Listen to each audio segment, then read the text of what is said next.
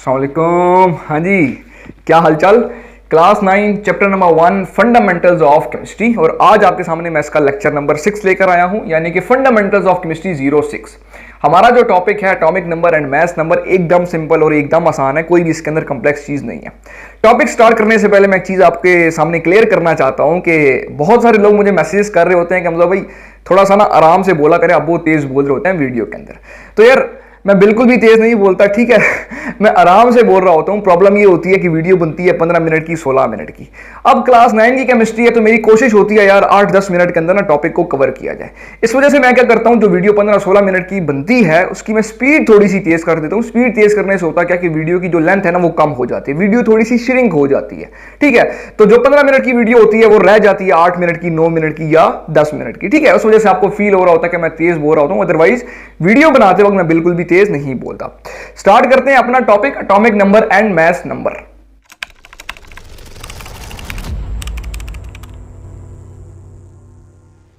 अगर हम एटम की बात करते हैं तो एटम में दो तरह की चीजें प्रेजेंट होती हैं। एक होता है न्यूक्लियस जो बिल्कुल सेंटर में होता है, और एक होता है आउटर स्फीयर। और आउटर स्फीयर को हम लोग शेल्स बी कहते हैं, ठीक है। अब हमें पता है कि शेल्स में या आउटर स्फीयर में इलेक्ट्रॉन्स प्रेजेंट होते हैं। टोटल हम तीन चीजों को डिस्कस कर रहे होते हैं, इलेक्ट्रॉन, प्रोटॉन एंड न्यूट्रॉन। ये बात आपको पता है। इलेक्ट्रॉन जो है वो आउटर स्फीयर में हो गए, पीछे क्या बचता है, प्रोटॉन और न्यूट्रॉन। प्रोटॉन और न्यूट्रॉन किसमें प्रेजेंट होते हैं, न्यूक्लियस के अंदर, ठीक है। मैं यहां पे लिख देता हूं प्रोटॉन प्लस न्यूट्रॉन, ये किसमें प्रेजेंट है, ये न्यूक्लियस के अंदर प्रेजेंट होते हैं, ठीक है। अब सपोज करें कि एक एलिमेंट है, उसमें उसके न्यूक्लियस के अंदर 6 नंबर ऑफ प्रोटॉन्स है और 6 नंबर ऑफ न्यूट्रॉन्स है। तो टोटल मिला के कितने बनते हैं, 12। यानी कि उस एलिमेंट का 12 क्या है, मास नंबर है ये वाला, ठीक है। यानी कि मास नंबर क्या होता है, मास नंबर इसको हम लोग एटॉमिक मास बी कहते हैं, एटॉमिक मास, ठीक है। मास नंबर होता क्या है, इसकी मैं डेफिनेशन जरा आपके सामने लिख देता हूं। Mass number of an element is the sum of number of protons and number of neutrons, ठीक है।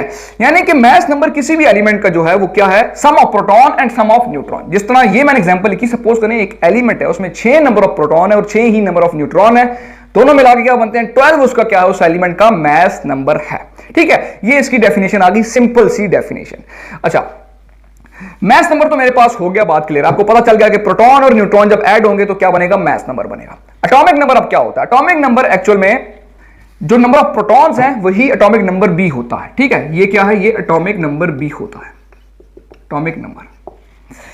अच्छा, एटॉमिक नंबर को हम रिप्रेजेंट करते हैं जी के साथ, मास नंबर को हम रिप्रेजेंट करते हैं ए के साथ। तो एक इक्वेशन मैं सिंप्लीफाई करके लिख सकता हूं कि A is equal to Z plus N. A क्या है, मास नंबर है। मास नंबर किसके इक्वल होता है, नंबर ऑफ प्रोटॉन्स, यानी कि प्रोटॉन जिसको हम लोग एटॉमिक नंबर बी कहते हैं, और ये रिप्रेजेंट होता है जी से, plus neutron, neutron as it is आ जाएगा एन के साथ, ठीक है। अब एटॉमिक नंबर है तो इसकी डेफिनेशन क्या होगी, atomic number of an element is the number of protons present in the nucleus, ठीक है। जिस तरह मास नंबर था तो मास नंबर हमने क्या बोला था, mass number of an element is the sum of number of protons and number of neutrons present within the nucleus of an element. Same इसी तरह एटॉमिक नंबर क्या है, atomic number of an element is the number of protons present within the nucleus of its element या of its atom. Same चीजें हैं दोनों। ये बात यहां पे क्लियर हो गई। अब हमें कैसे पता चलता है कि भाई एक एलिमेंट है, उसका प्रोटॉन नंबर इतना है, उसका मास नंबर इतना है, तो ये चीजें आपको पीरियोडिक टेबल से पता चलती हैं। पीरियोडिक टेबल में देखें, जब आप, मैं आपके सामने लेके आया हूं by the way, periodic table जब आप देखेंगे ना तो हर एलिमेंट एक सीक्वेंस के साथ अरेंज हुआ हुआ है, ठीक है। हाइड्रोजन का पहला नंबर है, हीलियम का दूसरा है, लिथियम का तीसरा है, फिर बेरिलियम आता है, फिर बोरॉन है, फिर कार्बन है। यानी कि हर एलिमेंट एक सीक्वेंस के साथ अरेंज है और उसके ऊपर एक स्पेसिफिक नंबर लिखा होता है, 1 2 3 4 5 6 7 8, इस तरह से एक नंबर गिवन होगा सीक्वेंस के साथ, ठीक है। अब ये जो सीक्वेंस है, ये जो सीक्वेंस नंबर है हर एलिमेंट का, ये जो यूनिक नंबर है, ये क्या होता है, ये उसका एटॉमिक नंबर होता है। जिस तरह कार्बन है वो 6ठे नंबर पे प्रेजेंट है, यानी कि उसका एटॉमिक नंबर क्या है, 6 है। तो हम कह सकते हैं कि कार्बन के अंदर 6 नंबर ऑफ प्रोटॉन्स प्रेजेंट है। जिस तरह सोडियम है, सोडियम का एटॉमिक नंबर 11 है, वो 11th मेंबर है पीरियोडिक टेबल का, तो हम कह सकते हैं कि सोडियम का जो प्रोटॉन नंबर है वो कितना है, 11 है। कोबाल्ट है, कोबाल्ट 27 पे आता है तो उसका एटॉमिक नंबर 27 है। हम कह सकते हैं कि कोबाल्ट के अंदर जो प्रोटॉन्स हैं वो कितने हैं, 27 हैं।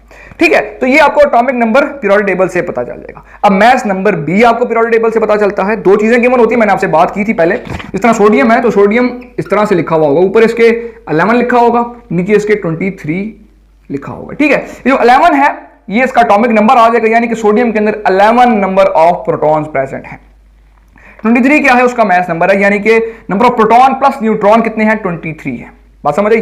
अच्छा, अब वो क्वेश्चन आपसे डिफरेंट तरह का पूछ सकता है। पहली चीज तो आपसे ये पूछ सकता है कि भाई सोडियम है, उसका एटॉमिक नंबर इतना है, उसका मास नंबर इतना है, आप इसके नंबर ऑफ न्यूट्रॉन्स बताएं। देखिए, प्रोटॉन नंबर आपको पता चल गया, मास नंबर भी आपको पता चल गया, दोनों का माइनस करेंगे तो आपके पास न्यूट्रॉन का नंबर आ जाएगा। ठीक है, इसमें आप वैल्यूज पुट करें, मास नंबर कितना है, 23 है, ये क्या है, एटॉमिक नंबर यानी कि प्रोटॉन नंबर कितना है, 11 है, plus n, 23 minus 11 is equal to n, तो 12 जो है वो सोडियम में नंबर ऑफ न्यूट्रॉन्स आ जाएंगे। ठीक है, कोई और आप एग्जांपल लिखें, कार्बन लिखें, कार्बन का ऊपर 6 होता है, नीचे 12 होता है। ठीक है, यानी कि 6 इसका एटॉमिक नंबर है, यानी कि कार्बन के अंदर 6 जो है वो नंबर ऑफ प्रोटॉन्स है। 6 नंबर ऑफ प्रोटॉन्स है तो 6 ही नंबर ऑफ न्यूट्रॉन्स होंगे, तब मिला के दोनों को ऐड करके मेरे पास क्या बनेगा, मास नंबर, क्योंकि दोनों को प्रोटॉन प्लस न्यूट्रॉन ऐड होते हैं ना, तो दोनों को ऐड करके मेरे पास 12 बनेगा जो उसका मास नंबर होगा।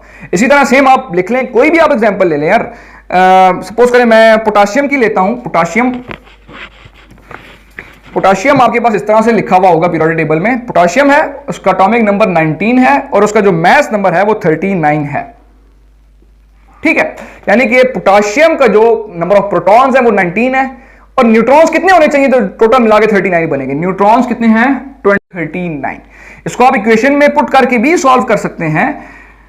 39 है इसका मास नंबर, 19 है इसका प्रोटॉन नंबर, प्लस n, इसको इस साइड पे ले आए, 39 minus 19 is equal to n, 20 is equal to 1, यानी कि पोटाशियम के अंदर जो नंबर ऑफ न्यूट्रॉन्स हैं वो कितने हैं, टोटल 20 हैं। तो इस तरह का आपसे पेपर में क्वेश्चन पूछ सकता है। मेन बात आपको कॉन्सेप्ट आना चाहिए, मास नंबर क्या होता है, प्रोटॉन प्लस न्यूट्रॉन। ठीक है, प्रोटॉन वो आपको दे देगा, मास नंबर आपको दे देगा, तो आप न्यूट्रॉन्स की वैल्यू निकाल लें, या आप हो सकता है वो ये दे दे कि प्रोटॉन भी दे दे न्यूट्रॉन भी दे दे, आपसे ये बोले कि भाई मास नंबर आप हमें बताएं। ठीक है, तो दोनों को ऐड करके मास नंबर आ जाएगा। हो सकता है वो आपको नंबर ऑफ न्यूट्रॉन्स की वैल्यू दे दे, मास नंबर उस एलिमेंट का दे दे, तो दोनों को फिर अगेन इससे कैलकुलेट करके तो आप प्रोटॉन कैलकुलेट कर सकते हैं। ठीक है, तो ये थी आज की छोटी सी वीडियो मास नंबर और एटॉमिक नंबर के ऊपर।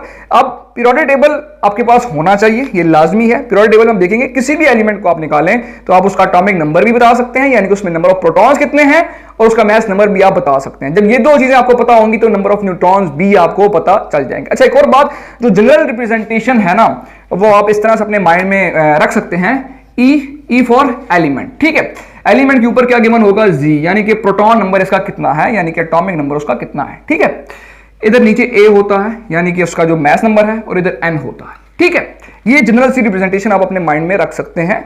जी उसका एटॉमिक नंबर आ जाएगा, जिस तरह मैंने बात की कोबाल्ट है तो कोबाल्ट का एटॉमिक नंबर क्या है, 27 है। ठीक है, तो यहां पे 27 आप लिख देंगे। ए कोबाल्ट का जो है वो 59 होता है। ठीक है, तो 59 यहां पे लिख देंगे, 27 यहां पे, 59 यहां पे। तो न्यूट्रॉन्स कितने होने चाहिए, दोनों को जब आप माइनस करेंगे तो न्यूट्रॉन नंबर आपका यहां पे आ जाएगा। ठीक है, तो ये थी आज की छोटी सी वीडियो। मिलते हैं फंडामेंटल्स ऑफ केमिस्ट्री 07 के अंदर, तब तक अपनी दुआ में याद रखिएगा। See you soon, sign off, अल्लाह हाफिज।